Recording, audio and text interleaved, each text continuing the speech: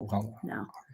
My hair's already keep getting chlorine in it, and it's going to turn, either the pool's going to turn colors or I'm going to turn colors, and it'll be interesting to see. Yeah. Which one wins that particular fight. I just bought an old-fashioned swimming cap, like with flowers on it and everything. Oh my! So yeah, go all the way. I mean, if you're going to do it, Happy Father's Day! Happy Father's Day! Thank you guys. Happy Father's Day to all of you who are fathering. Whether it's pets or humans, both are very welcome in our home. Happy Father's Day to everybody. Happy Father's Day, Leonard. That's you. I'm saying thank you as I'm looking at the two dogs. The two dogs who are just like, yeah, it's Father's Day. What are we going to get? I'm co-parenting those two over there. You're co-grandparenting. That's right. Those two dogs over there. Yes. What's the best movie that centers around fatherhood? Oh, boy. I mean, I will tell you, I love the Father of the Bride movies. I love them so much. I don't think that, I don't know if there are funny pairs, but Steve Martin and Martin Short together, they're great, are pretty spectacular. They're not great. Just in that, but in general. Yeah, man, oh man. I don't know. I mean, I guess it just depends on... the original Father of the Bride, which is based on the book by Edward Streeter, with Spencer Tracy, is a wonderful thing. It is something that the other later movies, it has wit. It's a witty film from a witty book. Witty. And though I like the first Father of the Bride, you like the second one too. You just don't remember them. I did. I did like those. They're both really good. Buckley parents. Buckley parents. That is to say, I went to a school here. Charles Shire and Nancy Myers were parents at Jesse's school. Yeah, I went to a school here in Los Angeles called Buckley. It has quite a reputation for a bevy of reasons. But part of it is definitely, it is a showbiz school, as so many are here. So whether it's the parents whose kids went there that were very amusing, or the kids themselves, in this case, it's that Nancy Myers and Charles Shire's kids went to Buckley, Meyershire, and they made those movies together. And their daughters are in every movie that they make somewhere. They put them somewhere. And they used our school to cast extras for a number of things they did, including The Parent Trap, when they redid Parent Trap with Lindsay Lohan. And the girls are named Hallie and Annie. In that version, those are their daughters' real names. And a whole bunch of people in my class were in that movie, including Mia Trams and many, many others. So when I watch a lot of those films, I have some unique memories of seeing all of our friends up on screen. I like Life with Father, which I saw some of the other night on TCM with William Powell as well. And I like the original Cheaper by the Dozen. Oh, well, nobody likes the other ones. They're terrible. With Clifton Webb, because I read that book by Clarence Day. And I actually read books when I was a kid. Yeah. Books? I've heard of books. The screen adaptation was pretty good. Yeah. Thank you. Larry says, Happy Father's Day, Leonard, and thanks for doing such a great job on that sweetheart of a daughter sitting next to you. That's very very kind, Larry. Thank you. I can't take any credit for it. Let's see. You say, my serious answer would be Robin Williams. The Birdcage. I love The Birdcage. My mom loves The Birdcage. I think that's definitely one of the movies that I've seen most in my life. I know every single word of that film. I can recite it and do. Question for Jesse: which movie father most resembles your father? I've never seen a father resemble my father. That's just like my dad. But the reason I think is because they look, our life is a unique one, let's say. Because my dad works in the industry. I don't think they've ever made a movie that's not sort of snarky or negative about a family in the industry. And there aren't many movies that deal with writers. Yeah, it's so hard to communicate. Yeah. You know what the craft of writing, not the art, but the craft of writing. Yeah. Is about. It's an internal process. Yeah, It doesn't, but also, doesn't lend itself to drama. We also just don't have. Hi, Mabel, one of my children passing through. I would also just say that it's a unique life. Not unique for where I grew up. Yeah. But unique in terms of I've never seen it portrayed. That I don't have negative experiences in the same way that some people do. I always say, and this is true, but you and mommy were really good about making sure that we had lives. Yeah. And that you came to all of the things. And so even though we got to do cool stuff, you were at, games, and you were at performances, and you came to Parents Associate, all that kind of stuff. So, no, I've never seen a movie where my dad's is in it.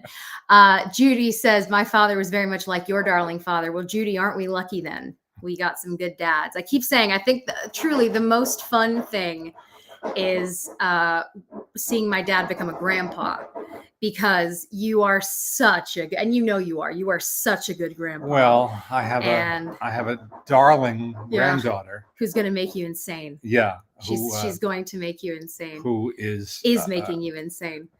Who I just love to pieces. And she loves you. And I love communicating with her, or trying to communicate. No, it's not the Stanley Cup. It is a Stanley Cup. It's a popcorn maker. Yes. My husband loves hockey. It's a Stanley Cup popcorn maker that my mom bought for my husband. That's his bar behind us. Yeah, you wouldn't know it's a bar because my dad covers it in things, but it is a bar behind us.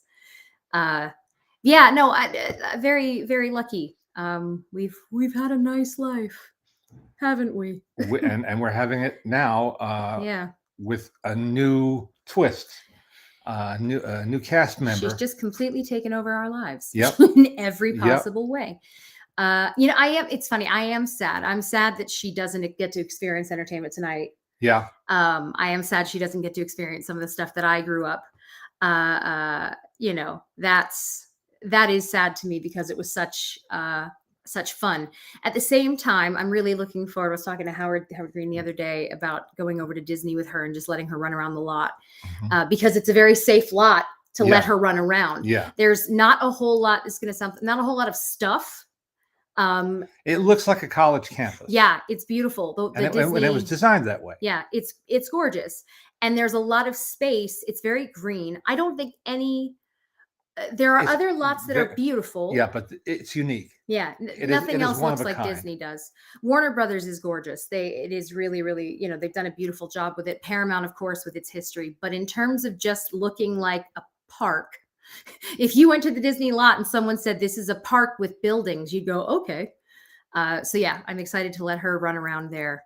Is Disney one of your favorite studio lots? Oh yeah. It is. I also grew up on it. I grew up going to that lot. It's different. It doesn't look like an industrial complex. Yeah. It looks like a college campus. Yeah, it's beautiful. And it was designed by a famous architect named Kem Weber. And the book has now been written about him and about his modern, streamlined design of the studio. No, it doesn't. What you notice when you're there is everybody is relaxed to a degree. And I think the relaxation comes from it being so pretty. You've got trees, having so much green space, green grass and trees, and you can literally feed different critters. There are a bunch of very fat squirrels that live there who are never leaving. Lucky squirrels. And those squirrels they must go way back. There are definitely squirrels, if they could speak, who could tell us about Walt Disney, because there's like families of squirrels that have lived there forever. And it's just beautiful. It's a beautiful place. As I say, Warner Brothers is a lot of fun too. Really, each one has its own thing. The only one I'd say is not attractive is Fox. Fox is not a particularly attractive lot. No, but they're going to be doing things on the Fox lot. Yeah. Oh no! Look, the history of it is fantastic. We love looking at the different things. The topiary. Yeah. But you know what I mean. In terms of if you were to look at something, it's not the first that would pop into your head. And the Paramount lot, where I spent 24 years and my entire life working at Entertainment Tonight. I was never blasé walking or driving onto that lot. Never, not once. No. Knowing that the part of the lot that I occupied was originally RKO Radio Pictures made it even more fun. Yeah. But even, you guys would have events in Lucy Park, and it's called Lucy Park for Lucille Ball. Because like, Lucy and Desi wound up buying RKO Radio Pictures, not the library, but the property, including the property in Culver City. Yeah. And so that became Desilu, and then Desilu was bought by Paramount, and that's how Paramount broke down the wall, separated them, and made it one, one property. Yeah, I say every lot sort of has its own vibe. Yeah. And each one, you can enjoy each one for different reasons. But in terms of just being pretty, I think Paramount and Warner Brothers and Disney are probably at the top of that. But no one has the green space that Disney does. No, well, no. As I say, Disney is the only one that doesn't look like what it is. Yeah, it looks. And yet, what's interesting is the newest building on the lot has the whimsical touch of giant sculptures of the Seven Dwarfs holding up the. That's not the newest. The newer one is towards the front. They've got all the exercise spaces and whatnot that they put in that building's the dwarf building has been there for a very long time. Yeah, that was under Michael Eisner's regime. Yeah. He was an architecture buff. Yeah, you can see it if you drive down Olive, I guess. Alameda. Should you be in Los Angeles, in Burbank, California, you can see it, and it's the dwarves. And Dopey is the top, and he's my favorite. And it's a delight. It's wonderful. You can Google that if you're. Yeah. Did you ever get to see the Zorro set that was on the Disney lot? No, because it was gone. Alice and I just parked in the Zorro parking lot the other night, which is always bittersweet. Yeah. Because it is fun. At least you get to park in a Zorro parking lot. Right. It's named that because that was the standing back lot that remained there in place for a couple of decades, and I didn't realize it. Yeah. Darn. You don't always know, you're not always aware when it's happening. I remember they first used it for Down and Out in Beverly Hills. That was the first movie that shot there and obliterated what had been left of Zorro. Yeah. Oh, well. I will tell you, my favorite name for a parking lot is at Universal. And this is a public parking lot up there when you go to Universal Studios or City Walk. It's called Jurassic Parking. And I will always find it funny. To the day I die, I think it's hilarious. I remember when they built it, and I was like, you know what? Well done. Well done, you. Did we watch the Tonys? Yes, we did. We did watch the Tonys. And Alice and I watched it with particular purpose because days earlier. We told them. Days earlier, we had visited that theater. Which is called United Palace, and which was built as the Lowe's 175th Street Theater. And if you go to Cinema Treasures is the go-to website for all things movie theater, all things historic movie theaters. Mm-hmm. And you can learn all you want to know. Which is a good segue, though, because Shannon's asking what's happening with the Castro. I'm confused by the controversy since I don't live in California. The Castro Theater is in San Francisco. You will be there in a few weeks. Yep, for the annual San Francisco Silent Film Festival. It was good. It was bought, and then they were going to change it and get rid of everything, and then now they're not getting rid of everything. Well, the fact that they're having the Silent Film Festival there, is a kind of a triumph in itself. Yeah, because there was the serious question of removing seats. Yeah. And it's a fantastic theater. And it is in the Castro, which kind of makes it, I just had to step. So the first time we're all there together, right? And my dad, who is oblivious to most things, does not realize he's being hit on by some very, very large gay men. And he's just like, da, da, da, da, da. My mom and I are dying. And you do well in the Castro. You do very well. Apparently. But they also sell things like penis cookies. My mom saw they were selling macaroons next door to the theater, but they were penis-shaped macaroons. It's the Castro. Only in the Castro. The gayest of gay streets in San Francisco. And, it's a really famous area.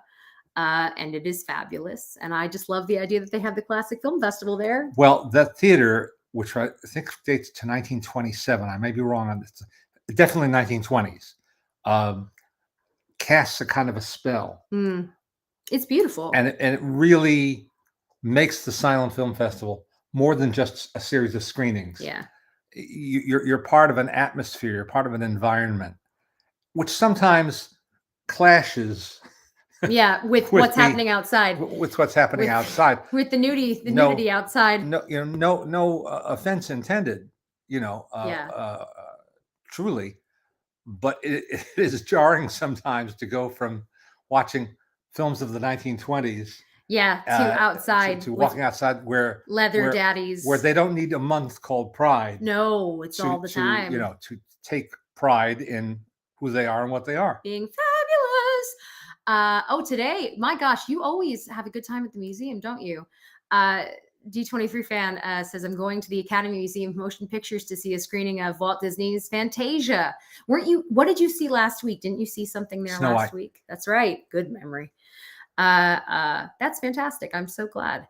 Have you ever been into stage 2 of the Disney Studios? I've been on all the stages at this point. I think so. I've run around on all of the stages at this point. Yeah, it's Disney. It's just gorgeous. It's a fantastic lot to be on. Last night, I was briefly at Sid Grauman's $1 Million Theater downtown for this on Broadway for the closing night of Last Remaining Seats, which is the annual event sponsored by the Los Angeles Conservancy, our historical society, which fights the good fight. Mm-hmm. Not just to save old movie theaters, but to save neighborhoods and neighborhood landmarks with a capital L or a small L. Yeah. Things that sometimes we take for granted. Well, or great houses. When I was little and it was really rough downtown. Mm-hmm. Do you remember this? They used to have people security stationed lined corners, up. They would have roped off and stuff like that, so that people felt safe walking from their park. The thing about downtown Los Angeles, we all in this or family, DTLA. Yeah. Oh, never will I call. We love architecture and we love history, obviously. And downtown LA has some fantastic architecture and some really interesting history. And the problem, unfortunately, is that it's also where Skid Row is. And this is not all of downtown, but a lot of it is not a nice place to be. Right. Do you want a pillow behind you? Yeah, I'm going to have another. Have you tuck that behind me? Sure. And we being is that better? Yeah. Okay. We being Los Angeles, we have more surviving movie palaces than any other city in America. Yeah. And a lot of them are still gorgeous because they get used. And Last Remaining Seats in the LA Conservancy is a huge part of that. But yeah, especially when I was younger and it was really not a nice place to be down there. You could go and say they had security everywhere. So they have walking tours. They still have walking tours. Oh, yeah. Well, we did that in school. Yeah. In 11th grade. Remember? Mm-hmm. Do you remember that at all? No. No, it wouldn't have been 11th grade because I was at it was senior year, I guess. They had us go downtown and we ate at the big market and we Central walked around. Market, yeah. We saw Angel's Flight. And Bradbury Building and all that. They took stuff. us into the Alexandria. Mm-hmm. Yeah. Oh yeah. And all of us went, why are we here? What is going on? But yeah, there's some beautiful theaters. And as I say, they do just a fantastic job because you get to go downtown. They make sure it's well lit and safe. And then they will have, depending on the film, you could have live music. You're in these beautiful theaters. Some people get dressed up. Eddie Muller, the Czar of Noir, has hosted many of these over the years. Well, I think the first time I hosted something for them, I know it was at the Orpheum Theater, where they still had their organ, their theater organ, and the great Gaylord Carter, who was 80-ish and still playing well, had played originally at the $1 Million Theater in the 20s. So he was a living link to the silent film era, and they screened The General, Buster Keaton's The General. Of course. And I interviewed Eleanor Keaton. Yep. Mrs. Buster Keaton. Wonderful Eleanor. And that was a memorable night. Yeah. What was it? Was it the Black Pirate? What was it? The Thief of Baghdad. We showed at the Los Angeles. That was one. The Los Angeles theater was the last one built. It opened in 1931. So the Wall Street crash had happened. The Depression was on. The Depression hit California a little later than other parts of the country. And its opening night was Charlie Chaplin's City Lights. And there's a photo, which they have in their showcase window box, of Charlie Chaplin and Albert Einstein that night. I mean, it's just, Can you imagine? You don't see that every day of the week. No, you don't. Yes, thank you guys for all the birthday wishes. Yeah, it's actually really nice. So my birthday was Friday, June 16th, same as Stan Laurel. Thank you very much. And it's always been really fun, actually, because Father's Day and my birthday, are always right around each other, either right before or right after. And so it's always been kind of a fun thing to celebrate. Yeah. We do it together. I know some people don't like to share their birthday. I know some people are very particular about their birthdays. I've always thought it was neat that we share. Well, happy birthday, Judy. It's Judy's birthday today. Happy birthday to you. My godfather's birthday is yesterday, is June 17th. So we always have a dinner celebrating Father's Day, his birthday, my birthday. And we had a lovely dinner. We did. It's always nice to be with our chosen family. Yes. But yeah, that was a lot of fun, and it always is. But yeah, I don't know. It's neat to share it. What is amusing to me now is that my husband's birthday is right by Mother's Day. So we basically get 2 months of celebrating nice things. I refuse to believe Jesse's birthday being the same as Laurel is a coincidence. Well, it wasn't supposed to be. No. She was born on a Monday. Yeah. And Alice went to the hospital, to Cedars-Sinai Hospital, for a checkup on that Monday, expecting to have a C-section that Thursday. And they did their, the sonograms and all that stuff, and they said, a little. They said the cord might be wrapping around her neck. Come back tomorrow. And my mother had multiple miscarriages at this point, and my parents had been trying to have a baby for 11 years. So my mom said, screw you, take her out. And that is what they did. And I got a phone call at my office at ET saying, better come over now. You're having a baby. And sure enough, as my mom likes to remind me, the cord was beginning to wrap around my neck, so I could have died. But I didn't, because here I am. So hooray, we're all alive. But yeah, it's I can't believe it's my birthday again. How'd that happen? Yeah. I can't believe it's Father's Day again. How'd that happen? It doesn't compute that you are 37. No, I'm not compute. Am I 37? I guess I am 37. Numbers don't really mean anything. Alice Maltin is going to be 80 this year, which is Boing. Bonkers. My mother's going to be 80 this year. Doesn't look it. Sure as hell doesn't act it. Nope. Looks fantastic. Yeah, go mama. Leonard, do you have another book in you? What about an encyclopedia of movie character actors? You did a book called The Real Stars many years ago, and I bought them new. Well, God bless you for that. Yeah. Thank you. He will be writing another book. We don't know what yet. We're exploring. Yeah, but he will absolutely be writing another book. Exploring ideas. And part of why he will be writing another book is because, as my mom and I like to remind him, he's an author, and it's what he loves to do. Yep. It can be hard, obviously. Writing books is not it's not an easy thing unless you're Snooki. But at the same time, you're happiest when you're writing. Yes, I am. That's just the truth of it. Jan, I hope Jessie's doing well on her lupus journey. I think it's so great that you share your journey with others, as it makes people know they're not alone. Thank you. I always say I collect autoimmune diseases for fun. I have heaps of them. And it is a very nice thing when you can share a bit about what you're going through and have other people say, oh, okay. Oh, that's good. Then it's not just me who's suffering today. Yeah. Or having a rough time. And obviously becoming a parent has been a whole other thing. And trying not to feel guilty when you're really tired or you're in pain, or the days that I have infusions and I come home and Daisy doesn't care that I had an infusion and that what I really want to do is rest or sleep. So that's not an option. You just have to push through it. But You know, you can't feel guilty for trying to take care of yourself. Right. I always say Jessie would have every right to curl up in a ball in a corner and only come up for air and food, but she doesn't. She pushes through. Well, and does the best she can every day. The curling in a ball only happens once or twice a week, so that's solid. No, I say, look, we're all human, and hi, Mabel, and except for Mabel. Except for Mabel. Well, no, Mabel's a person. How dare you? Mabel's a person. You don't listen to him. They say we all deal with our own stuff. Oh well, Brian's saying Chaplain, Lloyd, or Keaton. And no, I will tell you now. We do not accept that question. We do not accept that question. With respect. Yeah. We do not accept that question. There's no or. You don't need to. It's Chaplain, Lloyd, and Keaton. Yeah. Not necessarily in that order. In any order you like. No. They're too talented. And each one is unique in their own way. And each one brought something. I really think that Lloyd is sort of the best marriage between Chaplain and Keaton, because to me, he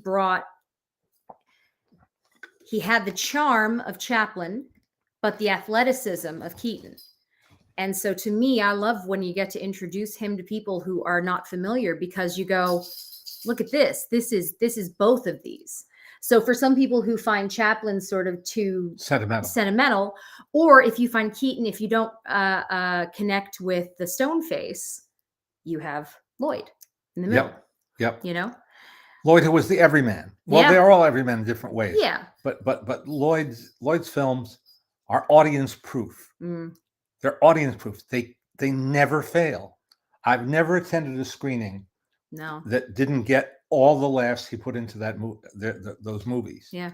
They were tested and reshot and re-edited to perfection. Yeah. And it is incredible to watch them with different audiences. Have you ever wanted to wear glasses like Harold Lloyd? Absolutely, Frank. Of course. No. One of the most fun things is getting to watch these kinds of movies with audiences. Harold Lloyd. We're talking about Harold Lloyd.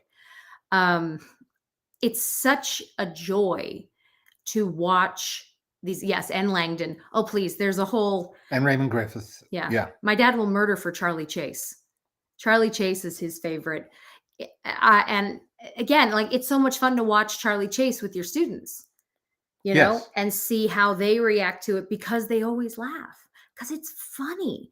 And that's the thing. You were just saying this to me about last night. You're just talking to me about last night, and how every time you're there for Last Remaining Seats, whoop, there you go. Sorry, guys. That's his alarm to take your medicine.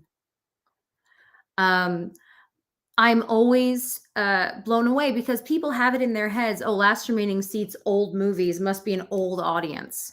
No. The thing about this series in particular is that it brings together Angelinos of all ages, colors, stripes. It cuts through every demographic. Yeah. And last night people came in large number to see 1,400. To see 1,400 people came to see Alfred Hitchcock's Vertigo on the big screen. Yeah. That's it's just wonderful. With an audience that's as excited as can be. Yep. And I always say, imagine, I mean, if you are a parent, or if you're dating someone who's never seen these movies in person, or you have a friend who's never gotten to see these on a big screen, you know, getting to take them here, what a gift. Like, really, what a gift to be able to walk in and sit in this gorgeous movie palace. Now, this was built in 1918. So I don't know if it's the oldest. I think maybe the Orpheum might be older. Yeah. But they're all close-ish. The Orpheum was built as a vaudeville house, not intending to be a movie house. The $1 Million was purpose-built, as they say, was Sid Grauman's first Los Angeles theater. 4 years later, he built the Egyptian Theater on Hollywood Boulevard, 1922. And then 5 years after that, he built Grauman's Chinese Theater, 1927. So he's cast a long shadow. Yeah.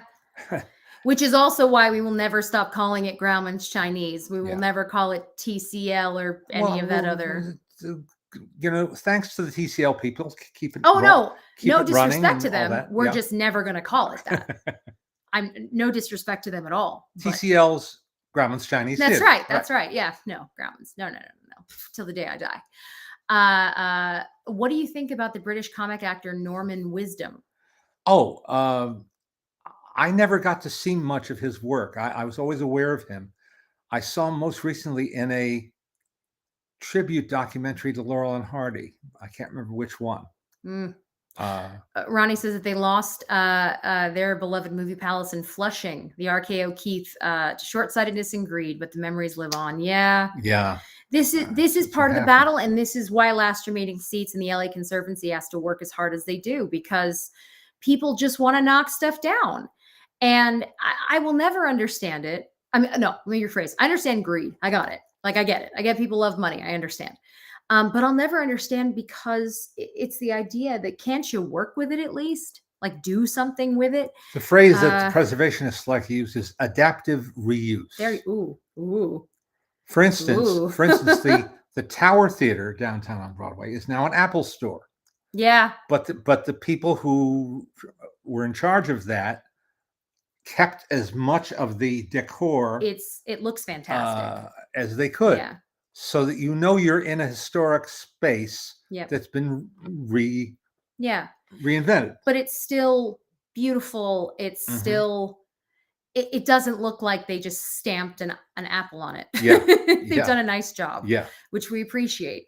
Did Buster or Chaplin act longer? I think Chaplin started earlier in film, or was it Buster? Well, Buster worked almost to the very end of his life. That Samuel Beckett short film, and we saw him the other night in Beach Blanket Bingo, channel surfing on TCM. So he worked longer and later than Chaplin did. Chaplin sort of sequestered himself in Vevey, Switzerland, where they've turned his house into a museum, a very interactive museum that I hope someday to get to visit. And Buster was more prolific in later years. I mean, he did a lot of television work, a lot. Every Sunday when the New York Times would come to our doorstep, I would look through the TV listings for the week to see if he turned up anywhere. He's going to be on the Ed Sullivan Show next Sunday. He's going to be on the Donna Reed Show. He's going to be on Candid Camera. He's going to be, he just kept working. He was a presence. Yeah. He was an active presence. And Chaplin was not. Choices. Yeah. But of course, Chaplin was a wealthy man. Yeah. And Buster not. Yeah. Yeah. Have you been to the Paramount in Oakland? Oh yes. Oh yeah. To see Napoleon. Yeah. With the Carl Davis conducting the orchestra. The triptych. Triptych. Wow. And that theater, wow. That is an Art Deco jewel of a theater. Yeah. Folks in Oakland are very lucky to have it and have it intact. Yeah. And they take good care of it, and they make sure it gets used, which is also part of it. Again, they should not just be relics. That's the whole thing. No. They have to have life to them. And that's having visited so many incredible movie palaces around the world. We've been very lucky to do that. I do always think of New Zealand, because that was such a completely random, like, of all the places and all the things, this theater, was it an atmospheric? Yes. It was an atmospheric. Oh yeah. Clouds and stars. First of all, finding atmospheric theaters is a whole other thing. The amount of effort that goes into them, they're so beautiful. It just kind of blows your mind. But yeah, we got to go to this particular theater in New Zealand. They're called the Civic? I think it was. Yeah. And in Auckland. And that's part of it, is, again, you find these theaters in different places. It's just, it's thrilling is what it is. It's thrilling. Have you been to the Shanghai International Film and TV Festival? I have not. I've not been to Shanghai. We've not been to Asia. We've not been to any part of Asia. I used to lecture on cruise ships, and we got to see a lot of the world that way. Yeah. But not Asia, unfortunately. Yeah. No, not yet. Not yet. Yeah. You never know. You never ever know. Hard to believe the person who wrote and directed that superhero movie went on to write Chernobyl and The Last of Us. Yeah. I mean, look, this is the thing about careers, right? people come up with all kinds of things. And if you are a writer and you've been writing for a long time, you're going to kind of do a little bit of whatever comes up. And so really, if you look at the writers who work the most right now, they kind of do a little bit of everything. Yes. And they're open to different things. Yeah. Again, you want to work, you work. Let me look up some of your questions. And a little sneak preview. I have last week I ran out of time for show and tell. Oh, that's great. But TCM did a Father's Day post. Oh, look great. at that shot. Nice. Wow. I don't know how well you guys will be able to see it because it's on my phone, but if you follow TCM, they posted some really great Father's Day photos. There are the Douglases, the Dougli. Isn't that a great picture? I look forward to the next time I have a possibility of talking to Michael Douglas. Oh, yeah. For one reason. I've interviewed him, met him on many occasions. So he's been very nice. Mm-hmm. But since the last time I spoke to him, I've seen a Jack Benny show, which I think is on YouTube. I think a live kinescope of a show where I forget the excuse, but he's putting together a band.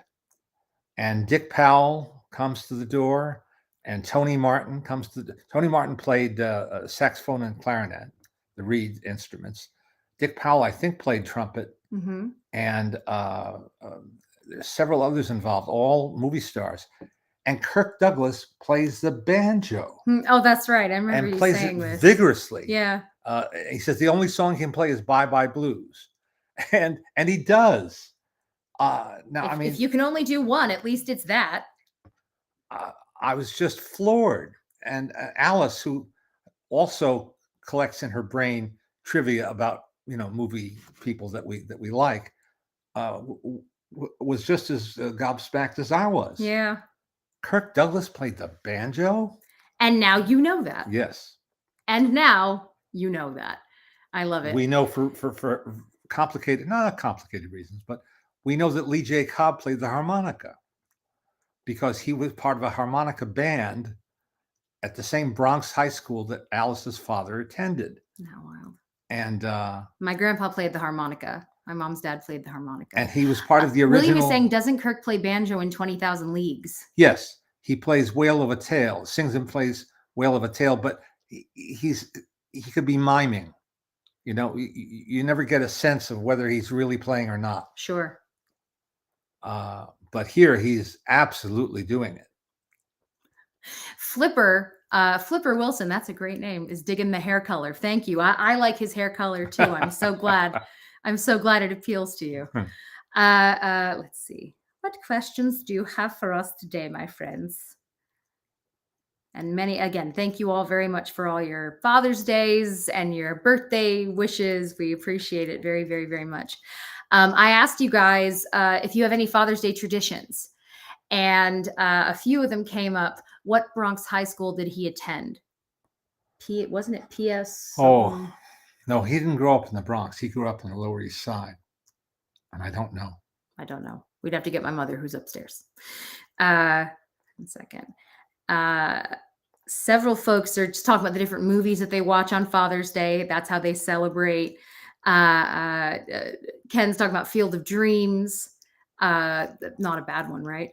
Cheryl says, did Jesse ever, maybe with the help of Mom, make Father's Day breakfast for you? Oh, yeah. Oh, yeah. Oh, yeah.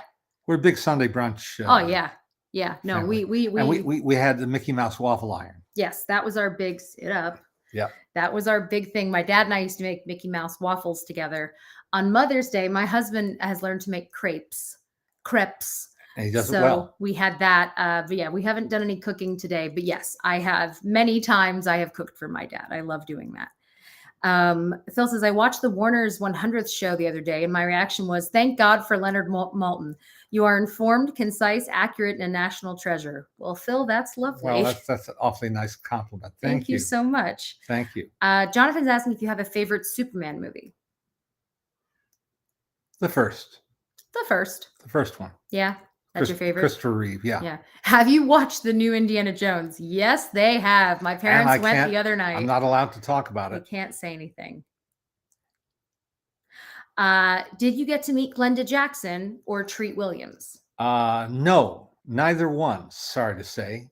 I just read a lovely tribute to her by Charles McNulty, who was the chief theater critic for the LA Times, and he met her twice when she was on Broadway, her most recent visits to Broadway, and apparently she was a tough interview, like a certain other Brit I could name but won't.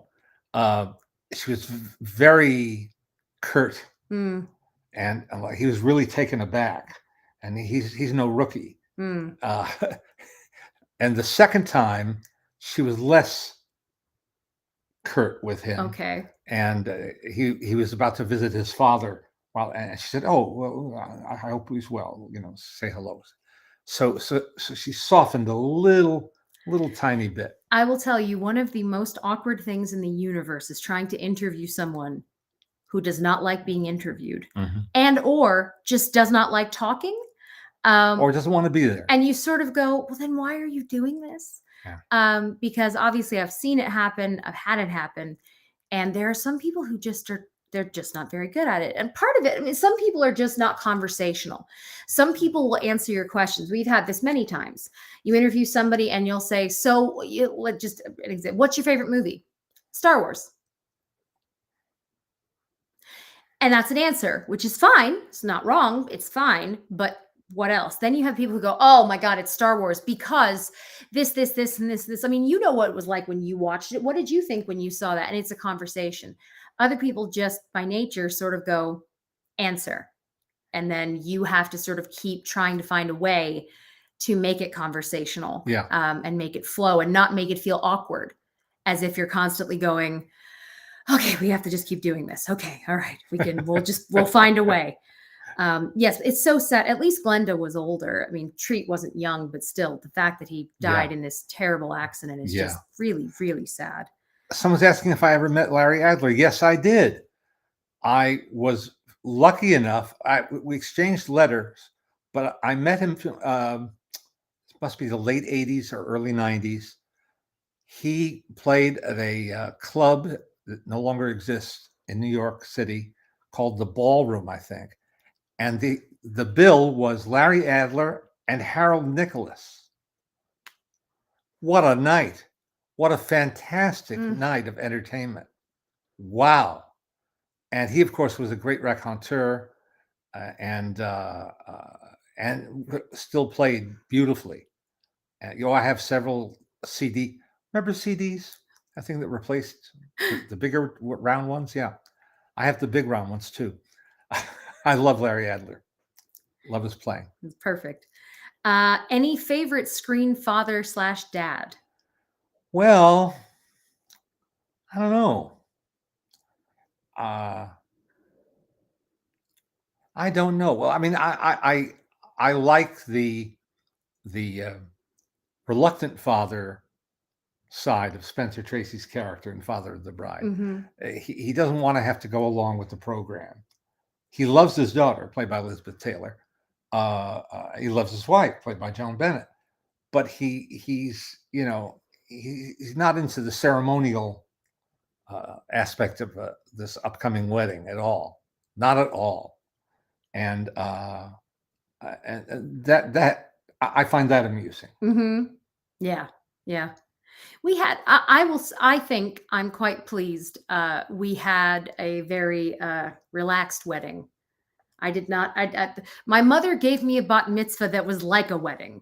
So when it was my time to have a wedding, I said, okay, you already did this. Now it's my turn. And we kept it very small and relaxed and in our home, in our house. And it was, that bat mitzvah, people still talk about my bat mitzvah. It was ridiculous. Alice went to town.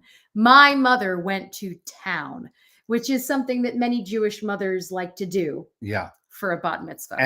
And I was earning a very good living at the time and could afford it.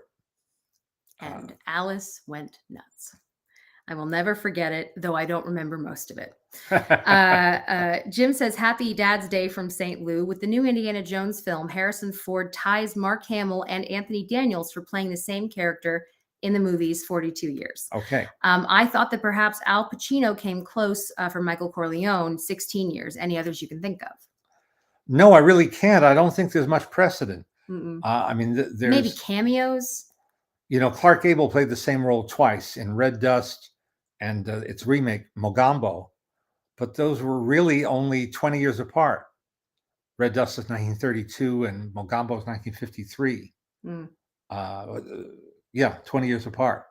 So that was a record at that time. That was a headline news that a big star was still a big star and could, star in his own remake. Yeah. You never met John Candy, did you? No. Someone's asking what was John Candy like. All I've ever heard are nice things. Yeah. I've never heard anything negative about him. Everybody I know who met him, worked with him. We went to a big screening of Only the Lonely, and he was there, I think, with Chris Columbus, who made the film, but I don't think I met him. No, what a loss. What a fantastic, I feel, not that they're the same, but John Candy and Chris Farley, and I realize some people don't like Chris Farley, but if you really watch Chris Farley, you realize just how talented he was. Because he was so talented. He could do funny. We know he did a lot of physical comedy stuff, but he could also do serious. And that breaks my heart. I still think about that whenever I see him come up. And then obviously with John Candy, it just breaks your heart because he's another one who just had that thing about him. Yeah. You loved watching him. Funny, but also leave great. It to our audience. Yes, you got Harrison Ford played Blade Runner, 35 years apart. And William is pointing out that Anthony Perkins played Norman Bates. Yep. Over 30 years' time. Jimmy Cagney played Cohen twice, 15 years apart. Sorry. George M. Cohan. Sorry. In Yankee Doodle Dandy, most famously, for which he won the Oscar, and then in a cameo with Bob Hope in The Seven Little Boys. Yeah. Did you meet Andy Kaufman? People are asking who you met. No, I don't think you did. I was trying to remember if you had. No. I feel like you were backstage somewhere that he was. I saw him perform. Yeah, that's what I remember. Yeah. At the Improv. I worked for Alan King for about a year and a half in 1974, 75. And at the time he was producing an ABC TV special called The Comedy Awards, which George Schlatter later rebooted. And Alan got frustrated midweek of pre-production, said, we need some new faces. We need some fresh talent here. So he called Bud Friedman, who owned and ran the Improv, and said, Bud, put together a show for me tomorrow night. So he did, and he brought out his best, the cream of the crop. And we saw Jay Leno, we saw Jerry Seinfeld, we saw, I can't remember everybody, and we saw Andy Kaufman, who did the Mighty Mouse. That's what I say. I remember you saying. And we were just floored. Wow! And he got a job from that because Carl Reiner was there that night, and he called Dick Van Dyke the next morning. Dick Van Dyke had a new variety series, network variety show, and they hired Andy Kaufman. Again, several people are coming up with other ones. The Before Sunrise, Before Sunset trilogy. Richard Linklater. There's a bunch, I guess. Yeah, Spock. That's right. Leonard Nimoy. Hi, Allard. Allard Cantor has just joined us. Hi, Allard. And hi, Allie. Leonard Nimoy as Spock. Yeah, there's as I say, there's a lot of cameo type things. Yeah. There's a lot of those that occurred. I'm gonna get you to sit up if it kills me. I don't want it to kill you. This is because he's had surgery and all the rest of it. We just keep fixing him. My heart was broken when Philip Seymour Hoffman died. Oh man. Him and I think Robin Williams are two of the more recent deaths and Alan Rickman, I would say, that I just sort of refuse to believe are real. I just pretend they're not. I hosted a tribute evening to Philip Seymour Hoffman in Santa Barbara, and Paul Thomas Anderson came that night to present the award to him.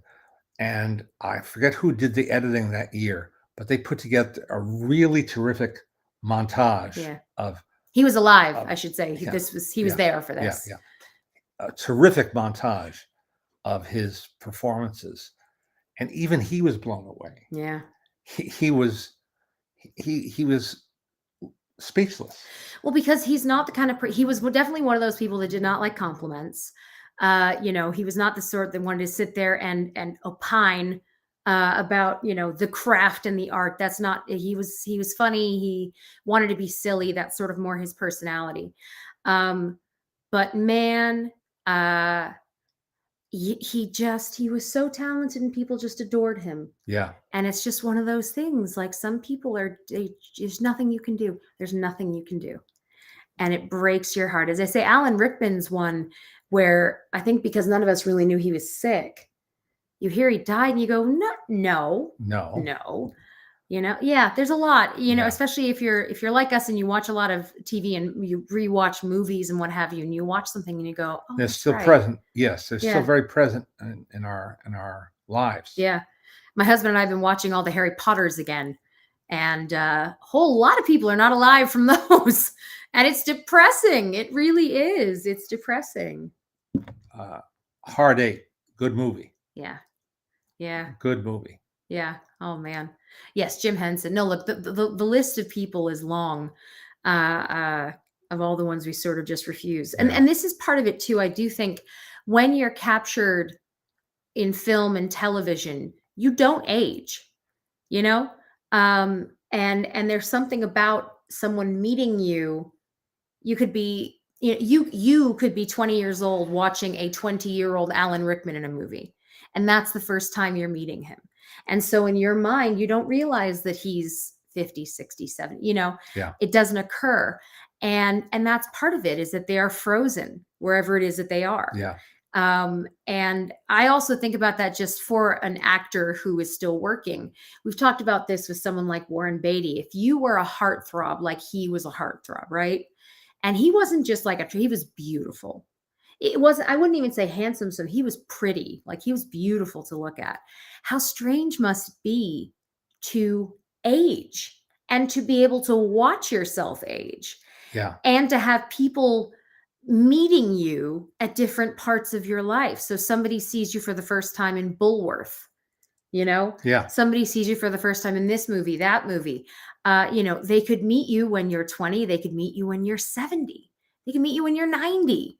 It's, I just always think that that's kind of a wild thing that it just exists. I mean, hell, it's funny enough when we can look on YouTube and see your movie reviews from the 80s. Yeah. I now have a clue of what actors go through.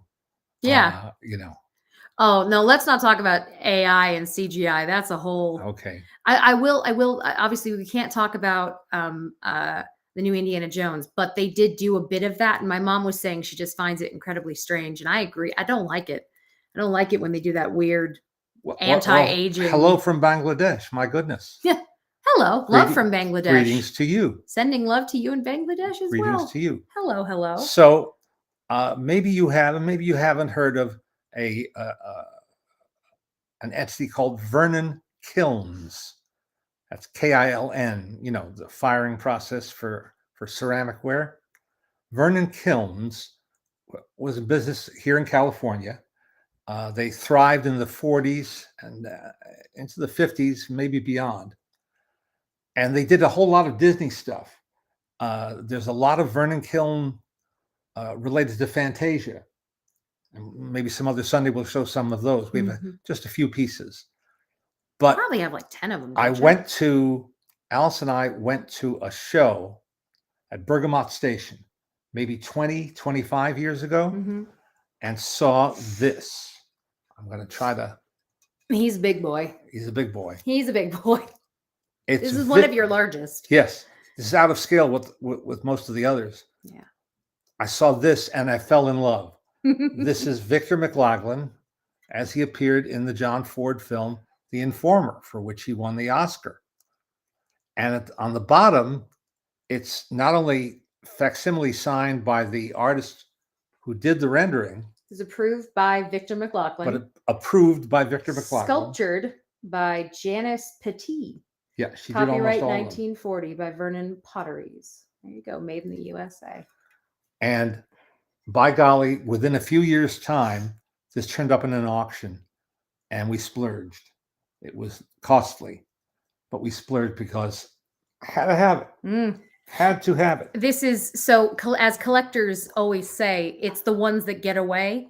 They're the ones that you think about forever. So every now and then when my dad's been able to find one of his, or my mom's been able to find one of hers, it's like, ha ha!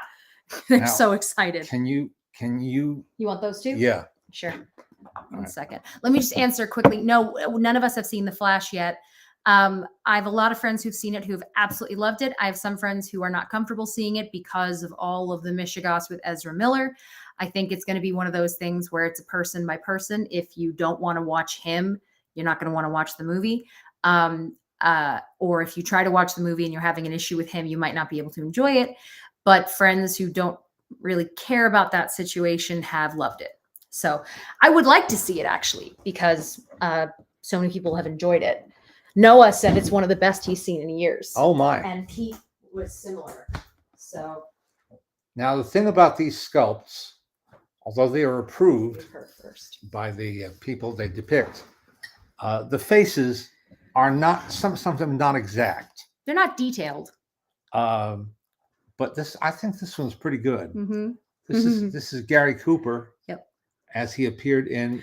I love that it says approved by. Yeah. That's brilliant. And what film does this Dusty represent? Rivers, Northwest Mounted Oh, Police, right. So they did all of the stars of Cecil B. DeMille's Northwest Mounted Police, including arresting Gary Cooper. And arresting Gary Cooper. Gary Cooper in repose. Ken's asking about the we've shown this before real quick. A friend made this. It's Buster holding one of my dad's, his fanzine, Movie Crazy. So it's just a cool thing that his friend made for him. And this one is quite nice. Yeah, she's beautiful. But I don't know why they made this one. Approved by Evelyn Venable, sculpted by Janice Petty. Yep. And it was 1940, but it's not attached to any movie. Yeah. Maybe she just wanted one. Maybe so. Almost all of these are from 1940. And this one, which, very nicely decorated and a beautiful, beautiful outfit that she's modeling. Evelyn Venable in 1940 was the voice of the Blue Fairy in Pinocchio. And I met her in 1970 when she was married to the great cinematographer Hal Moore and was teaching in the English department at UCLA. That was her second career. Ronnie's saying, I heard he just slept between takes. He was that relaxed on sets. Thank you, TCM, for that Coop trivia. That's very funny. I don't know, but that sounds like a thing. Could be. Yeah, you must have like 10 of these, I think. No, we have 1, 2, 3, 4, 5, 6. And you have the ones on your upstairs. Yeah, 8 or 9. Yeah. Yeah. So 10 would not be. 10 would not be a vast 10 would not exaggeration. be a crazy. Yeah. Anyway, we've missed out on a couple because there were auctions, and there were people with deeper pockets or more determination. Yeah. Or both. Yeah. Who went after them. It's hard with auctions because part of it is you do start to get competitive, Dangerous. They're dangerous. Yeah. And you go, yeah. Kind of like gambling. You have to set a limit. Yeah. You have to decide. That's at least the theory. You set a limit. Yeah. And you're not going to go above that limit. Yeah. Well, we've done it once or twice. And we're not sorry. You have to. The ones that got away. You have to. But this is the thing is that you buy these because you love them. Yeah. And they bring you joy. Yes. So why do you work? No. I'm just saying this is the thing about collectors, and I always find it so interesting. Everybody has, just in general, we all have what makes sense monetarily and what doesn't. This costs this much, that's too much. But this costs this much, that's fine. We all have what makes sense to us and what we're willing to spend. And it's amazing because with certain collectibles, you'll look and you'll go, no. And other things you say, yep, gonna do it. Do it, have to do it. Craig is mentioning the death this week of Robert Gottlieb at age 92. A life well lived. And if you haven't seen the documentary called Turn Every Page about him and his longtime author, Robert Caro, who is still working on the last volume, or what will be the last volume of his 5-volume biography of Lyndon Johnson. You got to watch Turn Every Page. These guys are my superheroes, literary superheroes. And it's a wonderful, wonderful film made by Gottlieb's daughter. Yeah, you and Mommy loved it. Yep. You guys really did.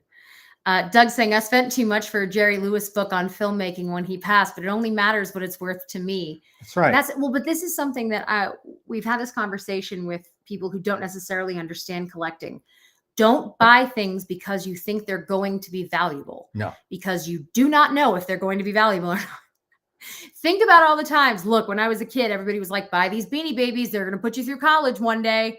And look, there are probably 2 or 3 Beanie Babies that might do that. But it was the same Tamagotchi. Like, God knows, just people say, oh, no, these are going to be really valuable. You hope they're going to be valuable. You hope they stay valuable. But the bottom line is, it's only as valuable as someone else finds it to be. So if somebody really, really wants this, if you find somebody who really wants it, you might be able to make serious money on it. Or you might not. And that's the thing. It's an act of love. Exactly. You have to get it because you love it. And then, if you want to sell it one day and it's worth something, how exciting. And if it's not worth anything, that's okay too, because you enjoyed it. We missed out on Wallace Beery as Pancho Villa in the movie Viva Villa. The only one, not from 1940, actually. But then they did another Wallace Beery in a ripoff movie called The Bad Man. And it's sitting up on our mantelpiece. Next week, maybe we'll bring that one down. Yeah. These are delicate and, fragile is the word, I guess. Awkward. They're awkward pieces. Awkward to move around. They're awkward pieces. Yeah, tell that to those darn video game sellers. Oh, please. It's just nuts. Someone was just asking about your treasures, the Disney treasures. One second, trying to go up for you. Leonard, can you speak a bit about your Disney Legends Spin and Marty DVDs? Love seeing you give the intros at the Golden Oak Ranch. Your interview with Dobie Carey was wonderful. My favorite Mickey Mouse Club series of all time. Just bought a Disney issued t-shirt with the RRR logo and was thrilled. Hey, great. We love it when they do that stuff. And way down here on the RRR. Yippee-yay, yippee-oh. I collect way too much Thelma Todd. No, you don't, Michael. My dad would sit next to you and collect every bit of Thelma Todd that you do. You don't actually, all things considered, how much you adore her, you don't have that much Thelma Todd stuff. Well, not visible. I hear a small person yelling. I just want the lowest price for Duck Dodgers on Nintendo 64. I get it, man. Talk just a little bit about Spin and Marty and doing that. Well, that was an opportunity of a lifetime, getting to do the 9 years worth, 37 disc issue, 37 sets of 2 discs each. Yep. And it was my idea. I'm very proud to say that. Yeah. And I pitched it to Dick Cook, who was then the president of Walt Disney Studios. And he enthusiastically approved. It's coming, guys. Yeah. Get those away. Hi, monkey. Hello. Oh, wearing your bluey shirt. I got them matching shirts. Oh, wonderful. I got my husband and my daughter matching shirts for Father's Day because I can. Hi. Hi, sweetheart. Anyway. Yeah, you look. Yeah, look. She's going. Oh, that's nice. Can I touch that? No, you can't. Daisy, does Daisy celebrate a second birthday yesterday? Daisy, on my birthday on Friday, 100% thought it was all for her. And isn't everything for her? So it's fine. Everything's for you. So yeah, just real quick, your Disney Treasures was one of the best times you ever. Look at you smiling. Look at you smiling at yourself. They never came out on Blu-ray. They never were transferred to iTunes. Mm-hmm. And they've never been reissued. Yeah. And that's because nobody cared about them after Dick Cook was summarily fired by Mr. Iger. They just didn't care. And they still don't. Disney Plus doesn't care about them either. Yeah, there we go. It's a good wave. Good job. Good job, gorgeous. Good job. You're my sweetie. Yeah. Yeah. Yeah. Yeah. Yeah. Yeah. Do you have bubbles? You do. Oh, thank you. Thank you, honey. Did he try to clean you? Did Daddy try to clean you? How dare he? How dare he? Yeah, that's you, you little hammy ham. That's you. That's you there. Yeah. Look at that Yeah. smile. Look at that face. It's the best smile in the world. Not that we're biased. It's the best smile. You want to go? Yeah. You want to chase Mabel? No. No. Yeah. Hey. Yeah, Ryan's saying I wish Dick Cook was never fired. We all wish Dick Cook was never fired. Hey. No. You want No, some? no, no. You can have some. Yeah. I find myself saying that far too often. No. Is that good? Okay. Yeah. Okay, can you say bye-bye? Bye-bye. Bye-bye. We're going to thank you all for tuning in and saying hello. I'll come right down. I'm going to come right down, Angel. It's okay. I'm going to come right down. Oh, monkey. I'll be right down. Thank you guys, as always, for joining us. It's time for me to try to get her down for a nap. Oh, baby. Thank you. Happy Father's Day again. Thank you. Thanks to everybody We love being for with your you warm guys. wishes. Yes. And thank you for being such a wonderful daughter. Thank you for being a great dad and a great grandpa. So there. Gosh. All right. Everybody be safe. We will see you next Sunday. Take care. Be kind.